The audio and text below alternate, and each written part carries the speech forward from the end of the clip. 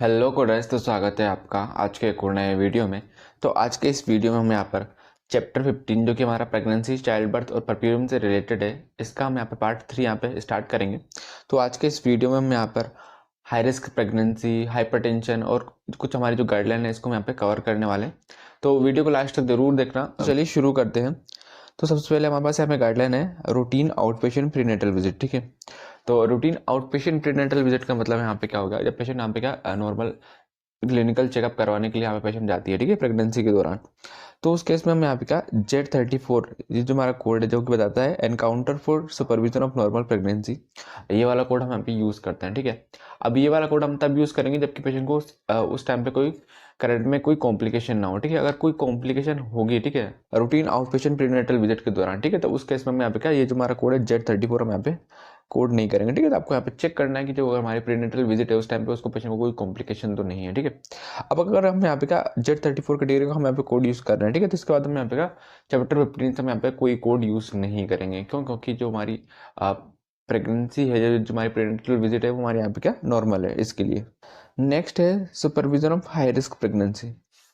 तो high risk pregnancy का मतलब हमारे यहाँ पे क्या होता है, अगर पेशेंट को यहाँ पे क्या करंट में या फिर प्रीवियस प्रेगनेंसी के दौरान कुछ कॉम्प्लिकेशन हुई है जिसकी वजह से जो उसकी करंट प्रेगनेंसी है वो अफेक्ट हो सकती है, तो उसको यहाँ पे क्या हाई रिस्क प्रेगनेंसी यहाँ पे बोला जाता है। ठीक है, तो भी हाई रिस्क प्रेगनेंसी के लिए हमारे पास यहाँ पे कैटेगरी कोड है O09। ठीक है, supervision of high risk pregnancy. ठीक है, अब ये जो हमारा हाई रिस्क प्रेगनेंसी वाला जो कोड है इसको हम यहाँ पे क्या प्रीनेटल पीरियड के टाइम पे हम यहाँ पे कोड करते हैं, मतलब प्रेगनेंसी के दौरान हम यहाँ पे क्या O09 कैटेगरी का हम यहाँ पे कोड यूज करेंगे। ठीक है, अब अगर हमारे यहाँ पे क्या ये जो हमारा हाई रिस्क प्रेगनेंसी है जो कि क्या पेशेंट को प्रेगनेंसी के दौरान है, ठीक है, अब उसकी वजह से अगर पेशेंट को क्या चाइल्ड बर्थ या फिर पोस्टमार्टम पीरियड के दौरान अगर कोई कॉम्प्लिकेशन देखने को मिलती है, ठीक है, तो इस केस में हम यहाँ पे क्या ये जो हमारा चैप्टर 15 का जो हमारा कोड है कॉम्प्लिकेशन वाला, उससे हम यहाँ पे चाइल्ड बर्थ और पोस्टमार्टम पीरियड की जो कॉम्प्लिकेशन वाले कोड है हम यहाँ पे यूज कर सकते हैं। ठीक है, नेक्स्ट यहाँ पे उन्होंने बताया है कि अगर यहाँ पे क्या डिलीवरी के दौरान अगर कोई कॉम्प्लिकेशन यहाँ पे नहीं हुई है, ठीक है, तो उस केस में हम यहाँ पे क्या O80 कैटेगरी का हम यहाँ पे कोड यूज करते हैं जो कि हमारा बताता है encounter for the full term uncomplicated delivery. ठीक है, तो ये जो हमारा O80 कोड है इसके बारे में हमने इससे पहले वाले जो हमारा पार्ट 1 है उसमें भी हमने यहाँ पे डिस्कस किया था। तो अगर आपने पार्ट 1 नहीं देखा था, प्ले में आप जाके जहाँ पे चेक कर सकते हैं कि कब हमें यहाँ पर O80 कोड यहाँ पे यूज करना है और कब हमें यहाँ पे O80 कोड यूज नहीं करना है। नेक्स्ट गाइडलाइन है कि यहाँ पे क्या पेशेंट रूटीन यहाँ पे प्रीनेटल आउटपेशेंट विजिट के लिए यहाँ पेशेंट आया, ठीक है, और पेशेंट को यहाँ पे क्या अगर हाई रिस्क प्रेगनेंसी है, ठीक है, तो उस केस में आपके जो हमारा कोड है हाई रिस्क प्रेगनेंसी वाला O09 supervision of high risk pregnancy, इसको हम यहाँ पे क्या एज अ प्रिंसिपल और फर्स्ट लिस्टेड डायग्नोसिस हम यहाँ पे कोड करेंगे। ठीक है, सेकेंडली कुछ और अगर कॉम्प्लिकेशन है उसको, ठीक है, तो उसके लिए हम यहाँ पे क्या जो हमारा ओ सीरीज का कोड हम यहाँ पे क्या एज अ सेकेंडरी डायग्नोसिस हम यहाँ पे यूज करते हैं। चलिए अभी हम यहाँ पे क्या हाई रिस्क प्रेगनेंसी को हम देख लेते हैं कि कब कब हमें यहाँ पे क्या हाई रिस्क प्रेगनेंसी को यहाँ पे कोड करना पड़ता है। ठीक है, तो जब आप यहाँ पे क्या अल्फाबेटिक इंडेक्स में यहाँ पे जाओगे हाई रिस्क प्रेगनेंसी को लीड करने के लिए, आपको यहाँ पे देखने को मिलेगा। तो चैप्टर 15 की कोडिंग करने से पहले, मतलब प्रेगनेंसी, चाइल्ड बर्थ और पोस्टमार्टम पीरियड की कोडिंग करने से पहले आपको यहाँ पे चेक करना है कि इनसे रिलेटेड कोई कंडीशन तो नहीं है। ठीक है, तो ताकि हम यहाँ पे क्या हाई रिस्क प्रेगनेंसी वाला कोड हम यहाँ पे यूज कर सकें, जैसे कि कंसील्ड प्रेगनेंसी अगर यहाँ पे पेशेंट को है, एल्डरली मदर, ठीक है, तो मदर की जो एज है, एल्डरली मदर मतलब अगर पेशेंट की जो एज है वो 35 साल या फिर उससे ज़्यादा रहती है तो हमारी क्या एल्डरली मदर में आती है। ठीक है, देन हमें यहाँ पे चेक करना पड़ेगा कि ये जो हमारी एल्डरली मदर है वो मल्टी ग्रेविड है या फिर हमारी प्रीमी ग्रेविड है। ठीक है, तो प्रीमी ग्रेविडा का मतलब फर्स्ट टाइम प्रेग्नेंट है या फिर मल्टी ग्रेविडा जिसका मतलब कि वो पहले भी प्रेग्नेंट हो चुकी है। ठीक है, ये उसका सेकंड या फिर थर्ड टाइम या फिर इससे दूसरा टाइम यहाँ पे पेशेंट का है तो वो मार्केट में आएगा मल्टी ग्रेविडा में। ठीक है, देन हिडन प्रेगनेंसी अगर पेशेंट की है तो हम यहाँ पे ये वाला कोड यूज़ करेंगे। ठीक है, अब हाई रिस्क प्रेगनेंसी में हम यहाँ पे बात कर रहे थे, तो high risk pregnancy due to history of, ठीक है, तो अगर यहाँ पे क्या जो उसकी प्रीवियस प्रेगनेंसी यहाँ पे रही है, ठीक है, अगर उसमें यहाँ पे हिस्ट्री रही है एक्टोपिक प्रेगनेंसी की, ठीक है, तो प्रीवियस प्रेगनेंसी में उसको एक्टोपिक प्रेगनेंसी रही है तो हम यहाँ पे ये जो हमारा हाई रिस्क प्रेगनेंसी वाला जो कोड है O09.1 ये वाला कोड यूज़ करेंगे। एल्डरली हम यहाँ पे डिस्कस कर ही चुके हैं, अगर पेशेंट की एज 35 या फिर उससे ज़्यादा रहेगी तो हम यहाँ पे ये वाले कोड हम यहाँ पे यूज़ करेंगे।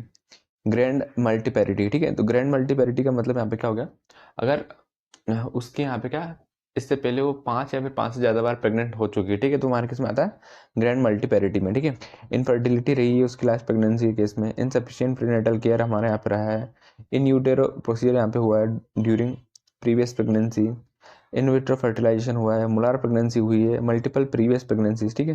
तो जो उसकी प्रीवियस प्रेगनेंसी थी वो मल्टीपल थी, मतलब ट्विंस, ट्रिपलेट्स, क्वाड्रिपलेट्स, ये सब वो उसकी रही है लास्ट प्रेगनेंसी के दौरान।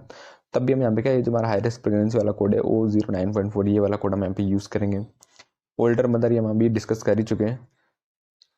पुअर रिप्रोडक्टिव और ऑब्स्ट्रक्टिव हिस्ट्री अगर यहाँ पे रही है, प्रीटर्म लेबर अगर हमारे यहाँ पे रहता है, ठीक है, तो प्रीटर्म लेबर के केस में हम यहाँ पे क्या O09.21 ये वाला कोड यहाँ पे यूज़ करते हैं।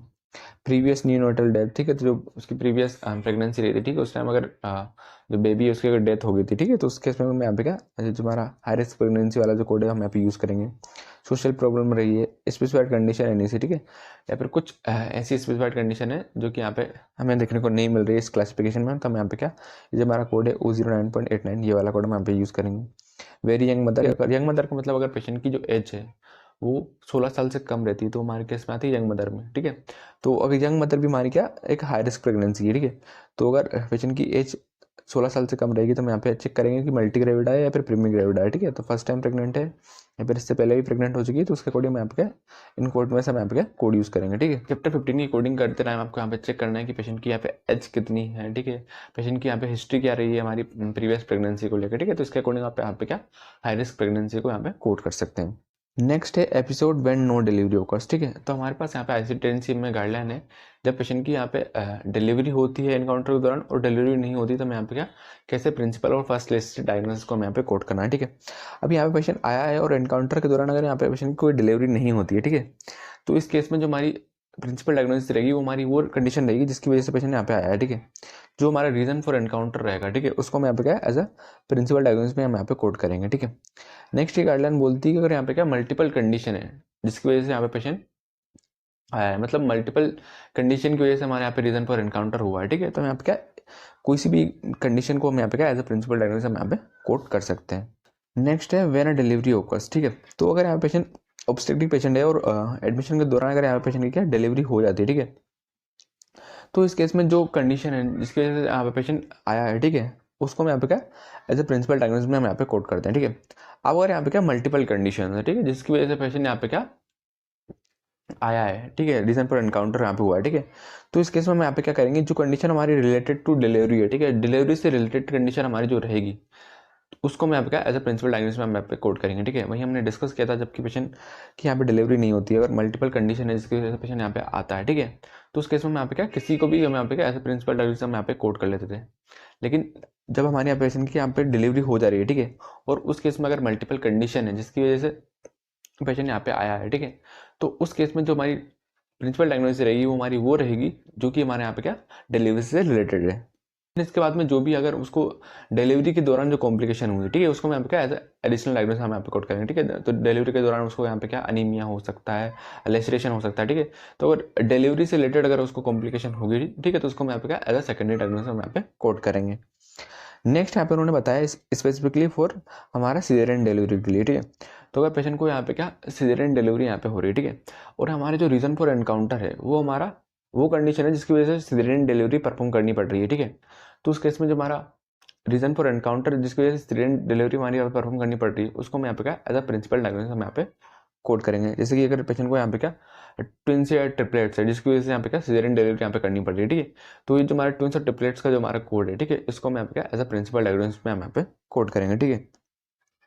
नेक्स्ट आगे उन्होंने यहाँ पे बताया कि अगर जो हमारा रीजन फॉर एनकाउंटर है वो हमारा ऐसी कंडीशन नहीं है जिसकी वजह से यहाँ पे पेशेंट को क्या सीजरियन डिलीवरी करनी पड़ रही है, ठीक है, तो जो हमारा प्रिंसिपल डायग्नोसिस रहेगा उसमें हम यहाँ पे वो जो हमारा रीजन फॉर एनकाउंटर है उसको हम यहाँ पे कोड करेंगे, ठीक है। नेक्स्ट है आउटकम ऑफ डिलीवरी, ठीक है, तो आउटकम ऑफ डिलीवरी मतलब अगर यहाँ पे पेशेंट की डिलीवरी होती है, ठीक है, तो हमें यहाँ पे चेक करना पड़ता है कि आउटकम ऑफ डिलीवरी क्या रहा है, ठीक है, सिंगल बर्थ हुई है, ट्विंस की डिलीवरी हुई है, ट्रिपलेट्स की हुई है, ठीक है, हम यहाँ पे चेक करेंगे कि लाइव बोर्न है या फिर स्टिल बर्थ है, ठीक है, मतलब जिंदा है या फिर मृत है, ठीक है, तो उसके अकॉर्डिंग हमें यहाँ पे अलग अलग कोड देखने को मिल जाएंगे, ठीक है। हमारा आउटकम ऑफ डिलीवरी है, ठीक है, इसके लिए हमारे पास यहाँ पे कैटेगरी कोड आता है Z37, ठीक है, इस कैटेगरी कोड से हम यहाँ पे इसकी कोडिंग करते हैं, ठीक है। अब आगे उन्होंने स्पेसिफाई किया है कि ये जो हमारा आउटकम ऑफ डिलीवरी वाले जो कोड है, ठीक है, वो हमें यहाँ पे क्या एक बार यूज़ करना है हमारा डिलीवरी के टाइम पे, ठीक है, जबकि पेशेंट की यहाँ पे डिलीवरी हुई है तब मैं बताने के लिए कि डिलीवरी का आउटकम क्या रहा है उस टाइम पे हम यहाँ पे Z37 कैटेगरी से हम यहाँ पे कोड यूज़ करेंगे, ठीक है। देन इसके बाद में अगर पेशेंट पोस्टमार्टम पीरियड में आता है, ठीक है, तो उस टाइम पे हम यहाँ पे क्या ये जो हमारा Z37 कैटेगरी है इसका कोड हम यहाँ पे यूज़ नहीं करेंगे। चलिए हम यहाँ पे समझ लेते हैं आउटकम ऑफ डिलीवरी की कोडिंग हम यहाँ पे कैसे करनी है, ठीक है। तो आप यहाँ पे अल्फाबेटिक इंडेक्स में यहाँ पे इसको लीड करोगे, ठीक है। तो आपको सबसे पहले यहाँ पे चेक करना है कि हमारी डिलीवरी है, ठीक है, उस टाइम पे डिलीवरी सिंगल की हुई है, ट्विंस की हुई है, ट्रिपलेट्स की हुई है, फिर क्वाड्रुप्लेट्स की हुई है, ठीक है। तो अगर आउटकम ऑफ डिलीवरी हमारा घर यहाँ पे सिंगल बेबी रहता है, ठीक है, तो हमारे पास यहाँ पे क्या चेक करना है कि ये जो हमारा सिंगल बेबी वो हमारा लाइव बोर्न है, मतलब जिंदा है या फिर स्टिल बोर्न, ठीक, मतलब कि मृत है, ठीक है। तो उसके अकॉर्डिंग हमें कोड देखने को मिल जाएंगे 37.0 और हमारा Z37.1, ठीक है। अभी कह रहे हमारे यहाँ पे ट्विंस की डिलीवरी होती है, ठीक है। तो उस केस में हम यहाँ पे चेक करेंगे कि दोनों जिंदा है तो हम यहाँ ये वाला कोड यूज़ करेंगे, दोनों स्टिल बोर्न मतलब दोनों मृत हैं तो हम यहाँ पे ये वाला कोड यूज़ करेंगे, एक जिंदा और एक मृत है तो हम यहाँ पे क्या Z37.3 ये वाला कोड यूज़ करेंगे, ठीक है। अब हमने यहाँ पे क्या सिंगल और ट्विंस की बात कर ली है, ठीक है। अब यहाँ पे इसके अलावा ट्रिपलेट, क्वाड्रिप्लेट या फिर इससे ज़्यादा अगर हमारे यहाँ पे प्रेगनेंसी रहेगी, ठीक है, तो उस केस में हम यहाँ पे कैसे कोडिंग करेंगे, ठीक है। तो यहाँ पर उन्होंने बताया मल्टीपल बर्थ्स के केस में, ठीक है। तो अगर मल्टीपल बर्थ होती है और सारे जिंदा रहते हैं, ठीक है, ऑल लाइव बोर्न रहेंगे, ठीक है, तो हम यहाँ पे इस वाली कैटेगरी से हम यहाँ पे कोड यूज़ करेंगे। तो यहाँ पे अगर क्वाड्रिप्लेट्स मतलब 4 जो है यहाँ पे बेबी हैं, ठीक है, और 4 के 4 हम यहाँ पे क्या जिंदा है तो हम यहाँ पे Z37.52 ये वाला कोड यूज़ करेंगे। 5 है तो हम ये वाला कोड यूज़ करेंगे, 6 है तो हम यहाँ पे ये वाला कोड यूज़ करेंगे। यहाँ पर उन्होंने स्पेसिफाई करके रखा है कि 7 है, यहाँ पर 8 है, ठीक है, तो उस केस में यहाँ पे क्या Z37.59 ये वाला कोड हम यहाँ पे यूज़ करेंगे, ठीक है। अगर हमारे यहाँ पे ट्रिपलेट है, ठीक है, और सारे लाइव बोर्न है तो हम यहाँ पे क्या Z37.51 ये वाला कोड यूज़ करेंगे, ठीक है। अभी वही आगे उन्होंने बताया कि मल्टीपल बर्थ के केस में अगर सारे स्टिल बोर्न रहेंगे, ठीक है, मतलब सारे मृत रहेंगे, ठीक है, तो उस केस में हम Z37.7 ये वाला कोड यूज़ करेंगे, ठीक है। अब नेक्स्ट है मल्टीपल बर्थ के केस में अगर यहाँ पे क्या सम लाइव बोर्न, ठीक है, कुछ अगर यहाँ पे जिंदा रहते हैं, जैसे कि एक यहाँ पे मृत हो गया लेकिन बाकी कुछ जिंदा है, 2 यहाँ पे मृत हो गए लेकिन कोई भी अगर एक यहाँ पे जिंदा है, ठीक है, तो उस केस में मैं यहाँ पे क्या ये वाला जो हमारा क्लासिफिकेशन है इससे हम यहाँ पे कोड यूज़ करते हैं सम लाइव बोर्न से, ठीक है। तो अगर क्वाड्रिप्लेट्स हैं, ठीक है, जिसमें कुछ जिंदा है तो मैं यहाँ पे Z37.62 ये वाला कोड यूज़ करेंगे। 5 है तो मैं यहाँ Z37.63 वाला कोड यूज़ करेंगे। 6 है तो Z37.64 ये वाला कोड यूज़ करेंगे। स्पेसिफाइड नंबर के लिए हम यहाँ पे Z37.69 और अगर ट्रिपलेट्स हैं जिसमें कुछ जिंदा है कुछ मृत है तो हम यहाँ पे Z37.61 इस वाले क्लासिफिकेशन में यहाँ पे कोड यूज़ करेंगे। नेक्स्ट हमारे पास यहाँ पे गाइडलाइन आती है pre existing condition versus condition due to pregnancy, ठीक है। तो कंडीशन हमारे पास यहाँ पे क्या प्री एग्जिस्टिंग हो सकती है, मतलब कि पहले से पेशेंट को यहाँ पे कंडीशन है, देन अभी करंट पेशेंट यहाँ पे प्रेग्नेंट है, ठीक है, तो हमारी क्या प्री एग्जिस्टिंग कंडीशन हमारे यहाँ पे कहलाती है, ठीक है। देन हमारी सेकंड कंडीशन आती है प्रेगनेंसी इंड्यूस्ड कंडीशन, जो कि हमारी यहाँ प्रेगनेंसी की वजह से हुई, ठीक है। जैसे कि प्री एग्जिस्टिंग कंडीशन की बात की जाए तो पेशेंट को यहाँ पे क्या पहले से पेशेंट को हाइपरटेंशन था, पेशेंट यहाँ पे करंट में प्रेग्नेंट हो गया, ठीक है। अब नेक्स्ट अगर हम यहाँ पे बात करें प्रेगनेंसी इंड्यूस्ड कंडीशन की, तो जैसे कि हमारे यहाँ पे क्या गेस्टेशनल हाइपरटेंशन रहती है, ठीक है। गेस्टेशनल हाइपरटेंशन का मतलब कि प्रेगनेंसी की वजह से अगर पेशेंट को हाइपरटेंशन रहती है तो हम यहाँ पे उसको गेस्टेशनल हाइपरटेंशन बोलते हैं, ठीक है। तो हमें यहाँ पे क्या प्रेगनेंसी इंड्यूस्ड कंडीशन और हमारी प्री एग्जिस्टिंग कंडीशन दोनों के लिए अलग अलग टाइप के यहाँ पे कोड देखने को मिल जाएंगे, ठीक है। कुछ कोड ऐसे जो कि आपको बताएंगे कि ये जो हमारी कंडीशन है प्री एग्जिस्टिंग है उसके लिए अलग कोड है, और हमारे यहाँ पे अगर प्रेगनेंसी इंड्यूस्ड कंडीशन है तो उसके लिए हमारे पास यहाँ पे अलग कोड है, ठीक है। बाकी इनके अलावा हमारे पास यहाँ पे कुछ ऐसे कोड्स भी हैं जो जिसमें कि आपको यहाँ पे प्री एग्जिस्टिंग और हमारा प्रेगनेंसी इंड्यूस्ड का यहाँ पे क्या क्लासिफिकेशन देखने को नहीं मिलेगा, ठीक है। तो ये जो हमारे कोड रहेंगे, ठीक है, इसको हम यहाँ पे क्या दोनों कंडीशन के लिए हम यहाँ पे यूज़ कर सकते हैं। यहाँ पे उन्होंने बताया कि पेशेंट अगर यहाँ पे क्या पोस्टमार्टम पीरियड में है, मतलब उसको अगर यहाँ पे पोस्टमार्टम में कोई कॉम्प्लिकेशन है, ठीक है, और साथ में उसको क्या प्रेगनेंसी से रिलेटेड कोई ऐसी कंडीशन है या फिर चाइल्ड बर्थ से रिलेटेड मतलब डिलीवरी के टाइम पे कोई कॉम्प्लिकेशन है, ठीक है, तो इस केस में हम यहाँ पे क्या ये जो कोड्स है, ठीक है, इन सबको हम यहाँ पे क्या साथ में कोड कर सकते हैं, ठीक है। ये हमारे यहाँ पे क्या एक्सेप्टेबल है, जैसे कि पेशेंट को यहाँ पे क्या पोस्टमार्टम पीरियड में कोई कॉम्प्लिकेशन है और प्रेगनेंसी इंड्यूस्ड यहाँ पे पेशेंट का यहाँ पे हाइपरटेंशन है, ठीक है, तो इस केस में हम क्या इन दोनों कोड को एक साथ हम यहाँ पे यूज़ कर सकते हैं। नेक्स्ट गाइडलाइन है हमारे पास यहाँ पे pre existing hypertension in pregnancy, ठीक है। तो अगर पेशेंट को यहाँ पे क्या प्री एग्जिस्टिंग हाइपरटेंशन रहता है या फिर प्रेगनेंसी इंड्यूस्ड हाइपरटेंशन रहता है, ठीक है, तो उस केस में यहाँ पे कैसे कोडिंग करनी है, तो यहाँ पे उन्होंने हाइपरटेंशन के लिए यहाँ पे कैटेगरी कोड यहाँ पे बता कर रखा है प्री एग्जिस्टिंग हाइपरटेंशन के लिए O10 प्री एग्जिस्टिंग हाइपरटेंशन, ठीक है। तो इस वाली कैटेगरी से हम यहाँ पे कोड यूज़ करते हैं हमारा प्री एग्जिस्टिंग हाइपरटेंशन के लिए, ठीक है। अभी जब हम यहाँ पे ये जो हमारा कोड हमने यहाँ पे यूज़ किया है O10 कैटेगरी का, ठीक है, ये हमारा क्या 15 का कोड है, ठीक है। इसको कोड करने के बाद में हम यहाँ पे क्या जो हमारे चैप्टर 9 के जो हमारे कोड हैं जो कि हमने गाइडलाइन डिस्कस करी थी उससे भी हम यहाँ पे क्या एडिशनल कोड हम यहाँ पे करने पड़ते हैं, ठीक है। तो चलिए हम यहाँ पे समझ लेते हैं। तो हमारे पास यहाँ पे फ्लो चार्ट है, ठीक है, ये मैंने बुक से लिया, ठीक है। तो आप ये बुक में गाइडलाइंस वाले सेक्शन में जाके आप यहाँ पे चेक कर सकते हैं, ठीक है। तो अगर आप पेशेंट को क्या हाइपरटेंशन रहती है प्रेगनेंसी के दौरान, तो हमें यहाँ पे चेक करना है कि जो हमारी हाइपरटेंशन है वो हमारी प्री एग्जिस्टिंग है या फिर हमारी यहाँ पे प्रेगनेंसी इंड्यूस्ड है, ठीक है। तो उसके लिए आपको यहाँ पे क्या अलग अलग कोड्स देखने को मिल जाएंगे, ठीक है। तो भाई हम यहाँ पे डिस्कस करते हैं कि पेशेंट यहाँ पे प्रेग्नेंट है, ठीक है। अभी पेशेंट को हाइपरटेंशन है, और ये जो हमारी हाइपरटेंशन है वो अगर हमारी प्री एग्जिस्टिंग है, ठीक है, तो उस केस में यहाँ पे क्या O10.0 इस वाली कैटेगरी से हम यहाँ पे कोड यूज करते हैं, ठीक है। देन नेक्स्ट है कि अगर पेशेंट यहाँ पे प्रेग्नेंट है, पेशेंट को हाइपरटेंशन है प्री एग्जिस्टिंग टाइप की, और ये जो हमारी हाइपरटेंशन है इसके साथ में पेशेंट को क्या हार्ट डिसीज भी है, ठीक है। तो हम यहाँ पे क्या जो हमारा प्रिंसिपल डायग्नोसिस रहेगी उसमें हम यहाँ पे कोड यूज करेंगे O10.1, ठीक है। इसको मैं यहाँ पे यूज करना है। देन इसके बाद में यहाँ पे उन्होंने बताया कि फॉलो गाइडलाइंस फ्रॉम I11, ठीक है। तो देन इसके बाद में जो हमारी हाइपरटेंशन विद हार्ट डिसीज वाली जो गाइडलाइन है, ठीक है, जो कि हमने चैप्टर 9 में डिस्कस करी थी, वो वाली गाइडलाइन को हम यहाँ पे फॉलो करेंगे, ठीक है। तो आपने चैप्टर 9 की गाइडलाइन जो हमारी रहती है हमारी हाइपरटेंशन और CKD और हमारे हार्ट फेलियर से रिलेटेड, अगर आपने यहाँ पे नहीं देखी तो आप यहाँ पे वीडियो यहाँ पे चेक कर सकते हैं। तो यहाँ पे आप यहाँ पे चेक करोगे, ठीक है। तो यहाँ पे उन्होंने बता के रखा है कि पेशेंट को हाइपरटेंशन और हार्ट डिसीज रहेगा तो मैं यहाँ पे क्या I11 कैटेगरी जो हम यहाँ पे कोड यूज करते हैं, ठीक है, इसको हम यहाँ पे फॉलो करना है, ठीक है। तो हमें यहाँ पे यही चेक करना है कि जो हमारा सबसे प्रिंसिपल डायग्नोसिस वाला जो हमारा कोड रहेगा, ठीक है, वो हमारी O कैटेगरी का रहेगा। इसके बाद में हमें जो हमारी सेम गाइडलाइन है उसको मैं यहाँ पे क्या फॉलो करनी है। जैसे कि नेक्स्ट उन्होंने बता के रखा कि पेशेंट को यहाँ पे क्या प्रेग्नेंट है और प्री एग्जिस्टिंग हाइपरटेंशन है, ठीक है।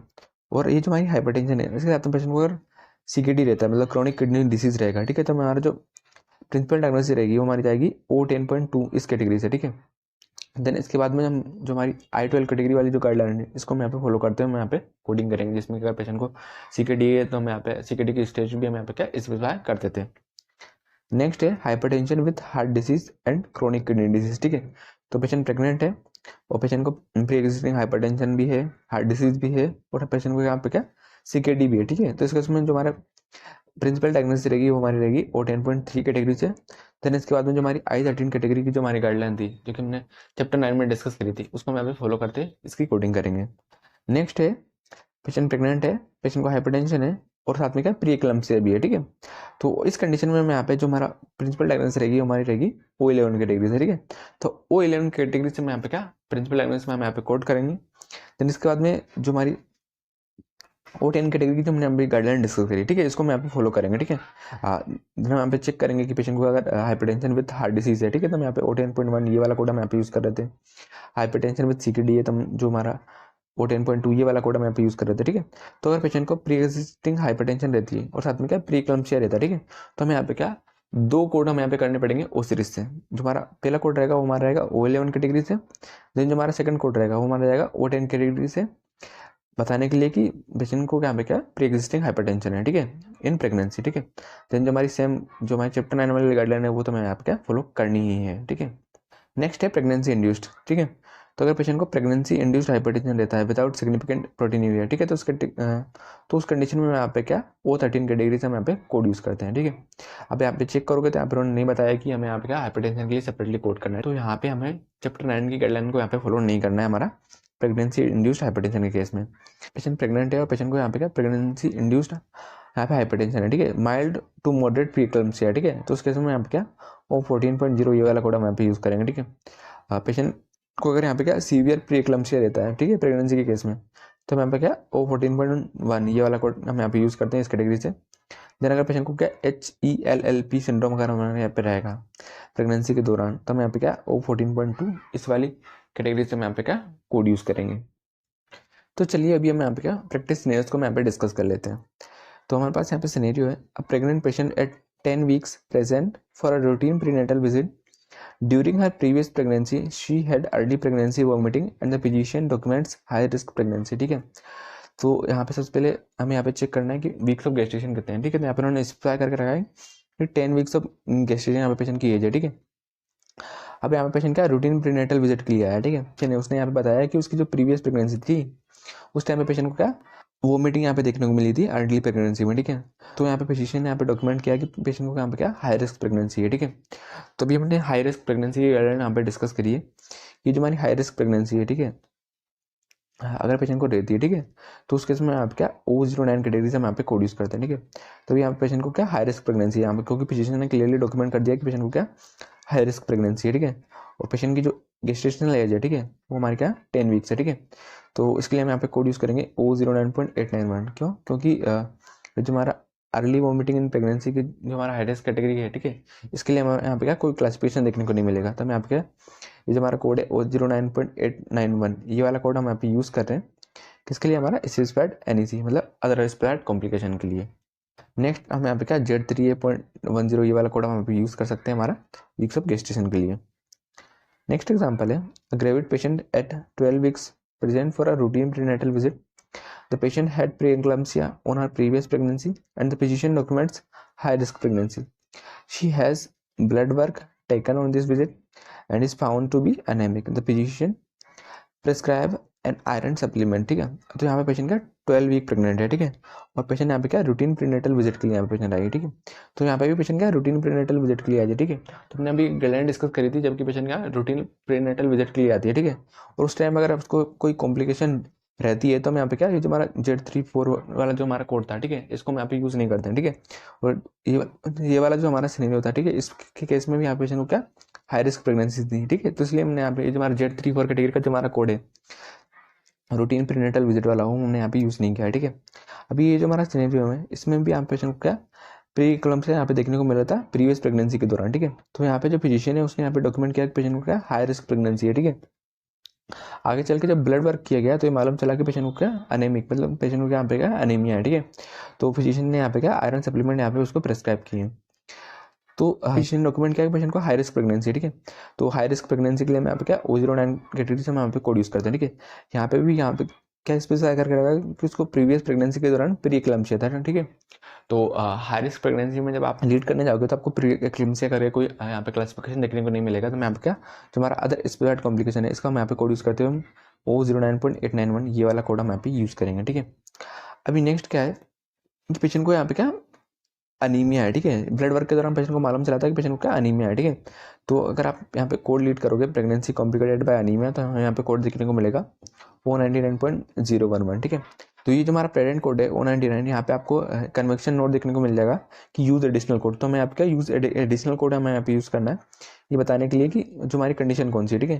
तो यहाँ पे पेशेंट को क्या अनीमिया है, ठीक है। तो हम यहाँ पे क्या टाइप ऑफ अनीमिया के लिए हम यहाँ पे कोड यूज़ करेंगे, ठीक है।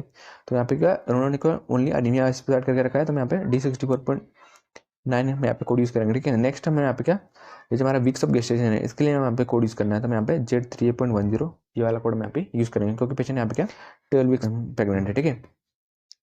अभी सीक्वेंसिंग की बात की जाए तो हमने अभी गाइडलाइन डिस्कस करी थी जबकि पेशेंट को यहाँ पे क्या हाई रिस्क प्रेगनेंसी रहती है और पेशेंट यहाँ पे क्या रूटीन प्रीनेटल विजिट के दौरान अगर पेशेंट आता है तो उसके इसमें यहाँ पे जो हमारे हाई रिस्क प्रेगनेंसी वाला जो कोड है उसको हम यहाँ पे क्या एज अ प्रिंसिपल डायग्नोसिस हम यहाँ पे कोड करते थे। देन और जो हमारा चैप्टर 15 वाला जो कोड है उसको हम यहाँ पे क्या एज अ एडिशनल डायग्नोसिस हम यहाँ पे कोड कर देते हैं।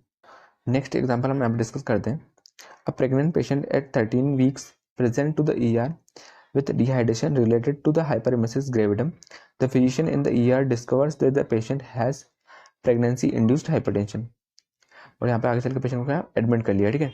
तो यहाँ पे जो पेशेंट है, ठीक है, उसकी यहाँ पे गेस्टेशनल एज है 13 वीक्स, ठीक है। और उसको यहाँ पे क्या डिहाइड्रेशन है किसकी वजह से हमारा हाइपरेमेसिस ग्रेविडम से एसोसिएटेड, ठीक है। आगे चल के जो ER फिजिशियन है उसने यहाँ पे डिस्कवर किया कि पेशेंट को क्या साथ में क्या प्रेगनेंसी इंड्यूस्ड हाइपरटेंशन भी है, ठीक है। तो सबसे पहले हम यहाँ पे कोड चेक करते हैं हमारा प्रेगनेंसी कॉम्प्लिकेटेड बाय हाइपरेमेसिस ग्रेविडम, ठीक है। तो आपको यहाँ पे कोड देखने को मिलेगा O21.1। तो ये जो हमारा कोड है O21.1 इसमें हम यहाँ पे क्या हाइपरेमेसिस ग्रेविडम और साथ में क्या डिहाइड्रेशन इन दोनों का कॉम्बिनेशन कोड है, ठीक है। तो हम यहाँ पे क्या O21.1 ये वाला कोड हम यहाँ पे यूज़ करेंगे, ठीक है। नेक्स्ट पेशेंट को क्या प्रेगनेंसी इंड्यूस्ड हाइपरटेंशन है, ठीक है। तो हमने अभी डिस्कस किया था जबकि पेशेंट को क्या प्रेगनेंसी इंड्यूस्ड हाइपरटेंशन रहता है, ठीक है। तो हम यहाँ पे क्या O13 कैटेगरी से हम यहाँ पे कोड यूज़ करते हैं, ठीक है। तो पेशेंट का यहाँ पे क्या 13 वीक में, ठीक है। तो 13 वीक हमारा किस में आता है फर्स्ट ट्राइमेस्टर में। तो हम यहाँ पे क्या O13.1 ये वाला कोड हम यहाँ पे यूज़ करेंगे, ठीक है। नेक्स्ट हमें यहाँ पे कोड यूज़ करना पड़ेगा बताने के लिए कि वीक्स ऑफ गेस्टेशन कौन सा है, ठीक है। तो हम यहाँ पे कोड यूज़ करेंगे Z3A.13 क्योंकि पेशेंट यहाँ पे क्या 13 वीक्स में है। नेक्स्ट एग्जाम्पल है, a patient is admitted to the hospital in the labor at 14 weeks. She is 14-year-old and labor proceeds unevenly. This is her 6th pregnancy and the baby weighs 11 IB. She is delivered by the physician who performs a midline episiotomy. Physician documents LGA, ठीक है। तो यहाँ पे patient admit हुआ है hospital में in labour में कब 14 वीक्स पे, ठीक है। और ये जो पेशेंट है वो 14 ईयर ओल्ड है, ठीक है। जो पेशेंट की एज यहाँ पे इन्होंने स्पेसिफाई करके रखी 14 ईयर ओल्ड, ठीक है। एंड लेबर प्रोसीड्स अनइवनली और ये जो उसकी प्रेगनेंसी वो यहाँ पे क्या इन्होंने स्पेसिफाई करके रखी 6th प्रेगनेंसी है, ठीक है। देन जो यहाँ पे बेबी डिलीवर हुआ है उसका यहाँ पे वेट है 11 IB, ठीक है। और ये जो बेबी डिलीवर हो उसको यहाँ पे क्या मिडलाइन एपिसोड में करके यहाँ पे इन्होंने डिलीवर किया। देन लास्ट में जो फिजिशियन है उसने यहाँ पे डॉक्यूमेंट किया कि LGA लार्ज गेस्टेशनल एज, ठीक है। तो ये जो बेबी है इसकी जो गेस्टेशनल एज है वहाँ पे क्या लार्ज है, ठीक है। तो ये कब रहती है, जबकि पेशेंट का जो बेबी रहेगा, ठीक है, उसकी आप क्या बॉडी वेट अगर ज़्यादा रहता है, ठीक है, तो उस केस में हम आप क्या LGA वाले कोड हम यहाँ पे यूज़ करते हैं, ठीक है। तो यहाँ पे क्लियरली फिजिशियन डॉक्यूमेंट किया कि पेशेंट को यहाँ पे क्या लार्ज गेस्टेशनल एज है, ठीक है, क्योंकि यहाँ बेबी का जो वेट है वो हमारा यहाँ पे कितना है 11 IB, ठीक है। तो भी हम यहाँ पे इसकी कोडिंग करते हैं, ठीक है। तो सबसे पहले यहाँ पे उन्होंने कोड दिया है O36.63X0, ठीक है। ये हमारा किसके लिए, क्योंकि यहाँ पे पेशेंट को क्या लार्ज गेस्टेशनल एज है, ठीक है। तो लार्ज गेस्टेशनल एज अगर हमारे यहाँ पे रहती है, ठीक है, तो उसके इसमें हमें क्या O36.63X0 ये वाला कोड हम यहाँ पे यूज़ करते हैं, ठीक है। जो हमारा 7th कैरेक्टर 0 है ये हमारा बताता है कि यहाँ पे जो फीटस है वो हमारी कौन सी, ठीक है। तो यहाँ पर उन्होंने फीटस स्क्वायर करके नहीं रखी है, और यहाँ पे तो हम इसमें यहाँ पे क्या जो हमारा 7th कैरेक्टर हम यहाँ पे 0 यूज़ करेंगे, ठीक है। नेक्स्ट यहाँ पे पेशेंट की जो एज थी हमारे यहाँ पे क्या 40 ईयर थी, ठीक है। तो हमने अभी डिस्कस किया है कि अगर पेशेंट की एज अगर 35 ईयर या फिर उससे ज़्यादा रहती है तो हमारे किस में आती है हाई रिस्क प्रेगनेंसी में। तो यहाँ पर उन्होंने कोड यूज़ किया है O09.523, ये हमारा किसके लिए एल्डरली मल्टीग्रेविटा के लिए, ठीक है। नेक्स्ट आप यहाँ पे क्या एक और कोड यूज़ कर सकते हैं हमारा हाई रिस्क प्रेगनेंसी के लिए, क्योंकि यहाँ पे जो पेशेंट है वो इसकी यहाँ पे क्या 6th प्रेगनेंसी है, ठीक है। हमने अभी डिस्कस किया था कि पेशेंट 5 बार या फिर उससे ज़्यादा बार अगर पहले प्रेग्नेंट हो चुकी है तो हमारे किसमें आता है ग्रैंड मल्टीपैरिटी में, ठीक है। तो हम यहाँ पे ग्रैंड मल्टीपैरिटी वाला कोड भी हम यहाँ पे यूज़ कर सकते हैं, ठीक है। नेक्स्ट यहाँ पे इन्होंने कोड दिया है Z38.40, ये हमारा किसके लिए पेशेंट की जो गेस्टेशनल एज थी हमारी कितनी थी 40 वीक्स इसके लिए, ठीक है। देन हमें यहाँ पे क्या आउटकम और डिलीवरी को यहाँ पे कोड करना पड़ेगा, क्योंकि यहाँ पेशेंट की यहाँ पे डिलीवरी हो चुकी है, ठीक है। तो यहाँ पे क्या सिंगल बेबी का यहाँ पे बोर्न हुआ है, तो मैं यहाँ पे क्या Z37.0 इसको हम यहाँ पे कोड करेंगे, ठीक है। अभी नेक्स्ट सिक्वेंसिंग की बात की जाए, ठीक है, तो हमने यहाँ पे गाइडलाइन डिस्कस कर दी व्हेन डिलीवरी ओकर्स, ठीक है, जब पेशेंट की डिलीवरी होती है, ठीक है, एडमिशन के दौरान, ठीक है। तो हम यहाँ पे कैसे सिक्वेंसिंग करनी है, ठीक है। तो हमने डिस्कस किया था कि अगर यहाँ पे क्या पेशेंट को मल्टीपल कंप्लेंट्स रहती है अगर डिलीवरी के दौरान, ठीक है, तो उस केस में जो हमारी कंडीशन रहेगी वो हमारी जो डिलीवरी से रिलेटेड रहेगी, ठीक है, उसको हम यहाँ पे क्या एज अ प्रिंसिपल डायग्राम हम यहाँ पे कोड करेंगे, ठीक है। तो अभी पेशेंट को यहाँ पे क्या डिलीवरी के दौरान यहाँ पे क्या हो रखा था LG है पेशेंट को, ठीक है, लार्ज गेस्टेशनल एज है, ठीक है, ये हमारे का रिलेटेड टू हमारे यहाँ पे डिलीवरी है, ठीक है। तो इसको हमने यहाँ पे क्या एज अ प्रिंसिपल डायग्राम हमने यहाँ पे कोड किया है। नेक्स्ट एग्जाम्पल है a patient is admitted to the hospital for severe preeclampsia, she is 36 weeks pregnant, a low transverse caesarean section is performed immediately and she delivers a healthy baby हुआ, ठीक है। तो यहाँ पे patient admit हुआ है hospital में किसके लिए सीवियर एक्लम्सिया के लिए, ठीक है। और यहाँ पे जो पेशेंट की गेस्टेशनल एज है वो हमारी कितनी है 36 वीक्स, ठीक है। आगे इन्होंने लो ट्रांसफर सर्वाइकल सिजेरियन सेक्शन यहाँ पे परफॉर्म करके यहाँ पे इमीडिएटली यहाँ पे डिलीवरी कर दी है, ठीक है। और जो आउटकम डिलीवरी हमारा यहाँ पे रहा है वो रहा है हेल्दी बेबी हुआ, ठीक है। तो यहाँ पे एक हेल्दी बेबी बॉय यहाँ पे डिलीवर हुआ है, ठीक है। अभी इसकी कोडिंग करते हैं, ठीक है। तो सबसे पहले यहाँ पे जो यहाँ पे पेशेंट यहाँ पे एडमिट हुआ है वो मार्कस के लिए हुआ है सीवियर प्रीक्लम्सिया के लिए, ठीक है। तो अगर आप सीवियर प्रीक्लम्सिया के लिए कोड रीड करोगे तो हमारे पास यहाँ पे कोड निकल के आएगा O14.13, ठीक है। ये जो हमारा फाइनल कैरेक्टर 3 है हमारा किसको बताता है हमारा ट्राइमेस्टर को। तो यहाँ पे पेशेंट क्या 36 वीक्स में, ठीक है। तो जो हमारा 36 वीक्स है हमारा थर्ड ट्राइमेस्टर में आता है, तो इसलिए यहाँ पे इन्होंने फाइनल कैरेक्टर 3 यहाँ पे यूज़ किया, ठीक है। अभी नेक्स्ट यहाँ पे इन्होंने बता के रखा है कि यहाँ पे पेशेंट की यहाँ पे 36 वीक्स में यहाँ पे उसकी डिलीवरी हो चुकी है, ठीक है। तो ये जो हमारी 36 वीक में जो डिलीवरी हुई, ठीक है, वो हमारे किस में आती है हमारी प्री टर्म डिलीवरी में आती है, ठीक है। तो हमारी जो नॉर्मल डिलीवरी का जो हमारा टाइम पीरियड था वो हमारा कितना था 38 वीक से लेके हमारा अगर 40 वीक के दौरान अगर हमारे यहाँ पे डिलीवरी होगी, ठीक है, तो हमारी किस में आती है नॉर्मल डिलीवरी में, ठीक है। ये हमारी कितने टाइम पे हुई 36 वीक्स पे, ठीक है। तो हमारी किस में आ जाएगी प्री टर्म डिलीवरी में। तो हम यहाँ पे कोड यूज़ करेंगे O60.14X0, ठीक है। नेक्स्ट यहाँ पे जो गेस्टेशनल एज है वो हमारी कितनी है 36, तो हम यहाँ पे कोड यूज़ करेंगे Z38.36, ठीक है।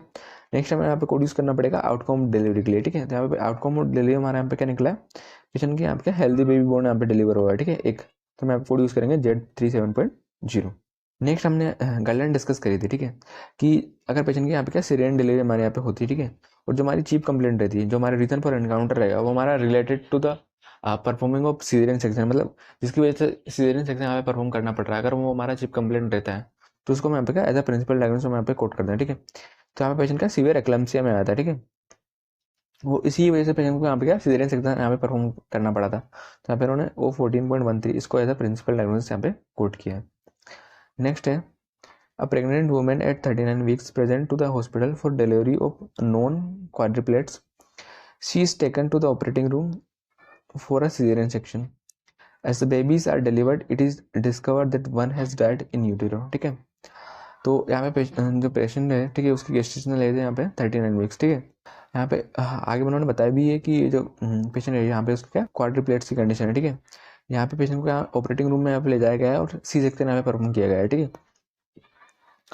आगे उन्होंने बताया कि बेबी डिलीवरी यहाँ पे हुई, ठीक है, उसके दौरान यहाँ पे मालूम चला है कि जो एक बेबी है, ठीक है, वो यहाँ पे क्या इन यूटेरो यहाँ पे क्या डाई हो चुका है, ठीक है, यूट्रस में यहाँ पे क्या डाई हो चुका है, ठीक है।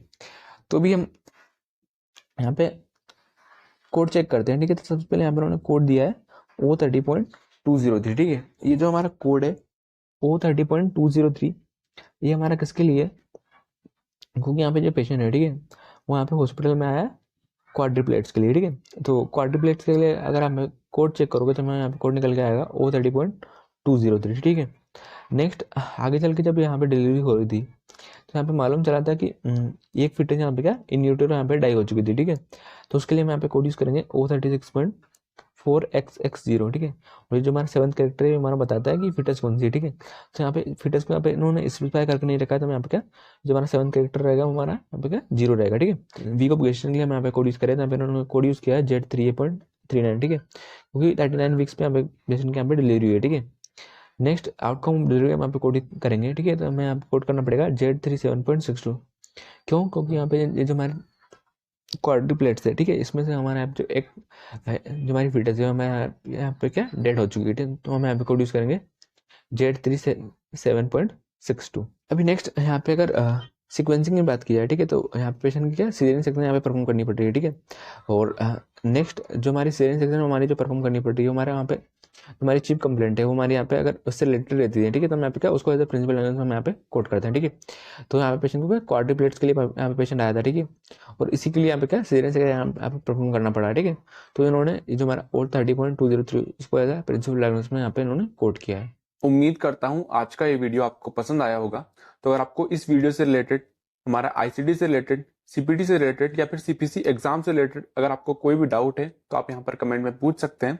तो आज के वीडियो में बस इतना ही, मिलते हैं नेक्स्ट वीडियो में, तब तक के लिए बाय।